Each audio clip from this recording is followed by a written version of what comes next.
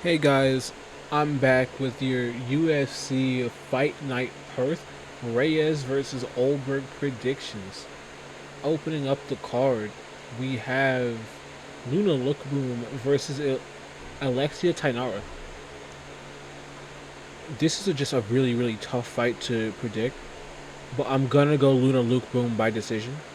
Luna Lookboom's looked pretty damn good on the feet for the majority of her UFC career, and I think Tainara is a little too green. Maybe if Tainara had one more fight in the UFC, I'd pick Tainara.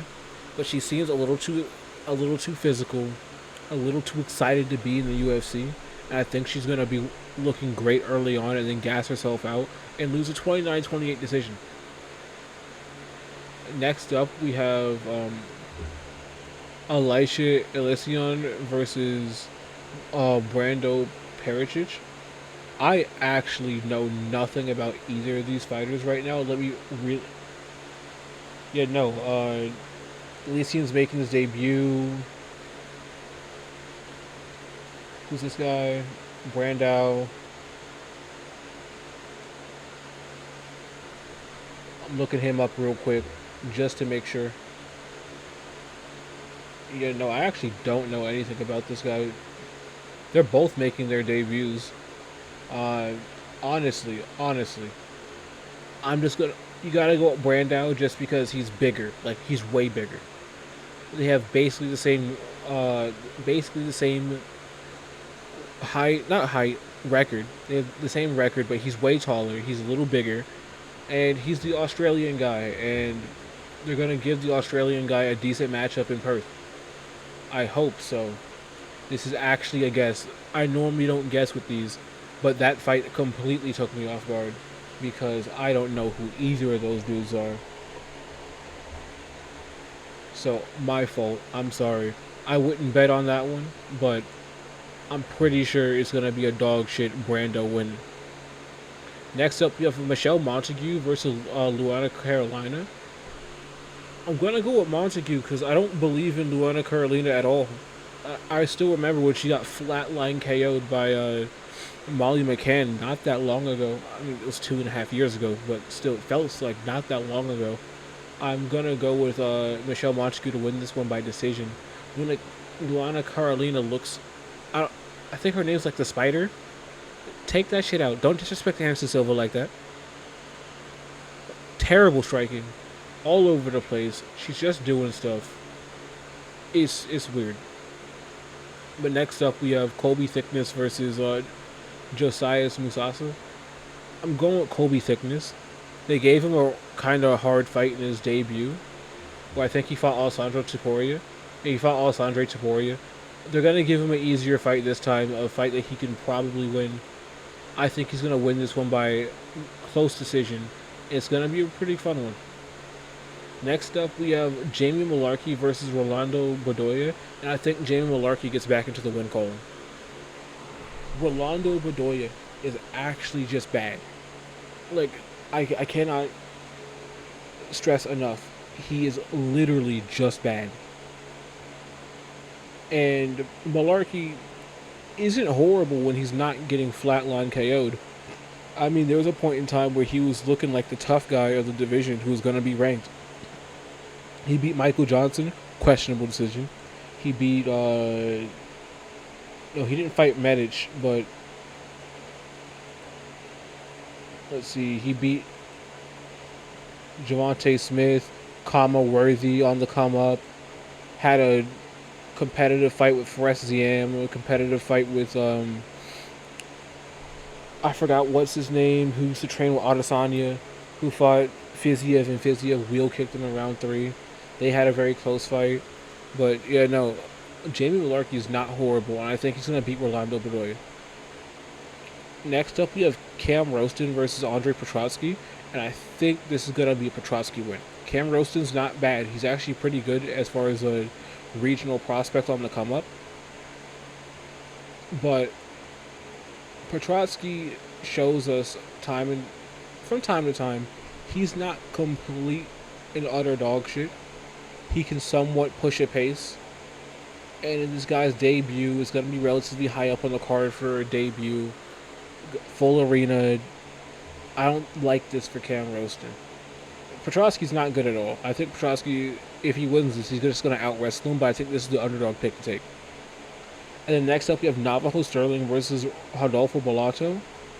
I'm going to go with Navajo Sterling because every time I think about Rodolfo Bellato, there's always the visual of him almost getting slept out cold by Ihor Potieria. He's just marauding in, chin up in the air, and gets folded in half and just happens to fall into a takedown. I think Sterling's takedown defense is way better than that. He's going to work the body better. He's still fast. He fights long with long hooks. Yeah, no, this is going to be a clear win for Navajo Sterling. But I don't think he's going to get the finish in this one.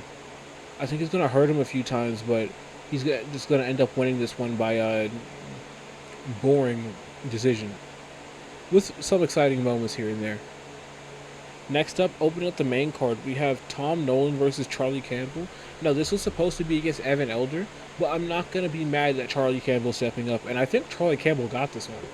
Look, Charlie Campbell is so underrated, it makes no sense. He's really, really, really good, and I think he's going to put hands, feet, and whatever he wants on Tom Nolan. Now, Tom Nolan is really good. I mean, he beat Alex Reyes. I remember that fight. He beat Victor Martinez. I remember that fight. He beat Vyacheslav Borshov by decision. I'm just saying, like, just sub him. But Charlie Campbell is really well-rounded and very, very technically good. And it's not like both of these guys have iron chins. And I think if this gets down to it, Charlie Campbell has slightly better fight IQ, has slightly better moves to go to in the striking and the grappling. And I think it's going to be enough to win a close 29-28 decision. Next up, we have Justin Tafa versus Louis Sutherland. I got Louis Sutherland winning this fight because the Tafa brothers are terrible. Justin Tafa has about 2.5 minutes of cardio. Louis Sutherland has about 4.5 minutes of cardio. And he can wrestle. And even though it's not good wrestling, Justin Tafa can't defend takedowns because I swear to you, he doesn't train.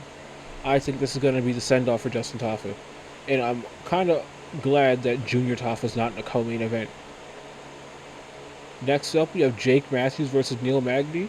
Dog, Neil Magny's washed. Jake Matthews is about to put hands on him. I think Jake Matthews is just going to piece him up on the feet and probably KO him because Neil Magny is just washed at this point in time.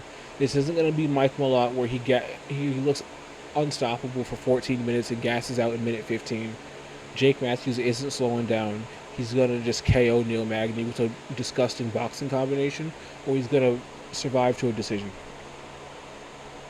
Next up, we have Ramon Taveras versus Jack Jenkins, and it hurts my heart. But I gotta pick against Ramon Taveras. I think Jack Jenkins is going to chew his legs up out from underneath him. Chew his legs up out from underneath him. He wants to box. He's not going to change levels and wrestle. Jack Jenkins has really good wrestling, has great jiu-jitsu, and his leg kicks are just nasty. And I think he's going to kick Ramon Taveras' left legs in half. And he's just going to beat Ramon Taveras. Either by like round 2 KO, sounds about right. Round 2 leg kick KO. Next up in the co-main event, we have Ivan Ersland versus Jimmy Crute. I'm going Jimmy Crute. Ivan Ersland is actually a decent prospect at light heavyweight, but Jimmy Crute's grappling, he's been able to enforce it a whole lot more in his past few fights. And once you get to the ground with the dude, his jiu-jitsu is just too good. I think Ivan Ersland's going to have some fun with him on the feet, but he's going to crash into Jimmy Crute. And once you crash into Jimmy Crute, he ties you up, drags you to the ground, gets to a good position, and he subs you. And I'm breaking down the main event of Carlos Ulberg versus Dominic Reyes. And after like a lot of studying and thinking about this fight, I don't see Carlos Ulberg winning this one. I think Reyes' cardio is going to hold up. Reyes is going to be a lot more aggressive. He will go after Ulberg if Ulberg decides to sit back. And what does Ulberg do? He sits back, he jabs, he's got a left hook. that he likes to throw off the lead hand. He goes for calf kicks. That's about it. And I'm going to be honest. I think Volkan Oezdemir beat him. I think Reyes hits harder than Volkan Oezdemir. I think Jan Blachowicz beat him. I think this version of Dominic Reyes is much better than that version of Jan Blachowicz. So I really think eventually, probably in round 3, Dominic Reyes is going to be tagging up Carlos Holberg. He's just going to TKO him on the side of the fence, put him out bad. And that goes for my predictions for UFC Fight Night Holberg versus Reyes in Perth. Don't forget to like and subscribe.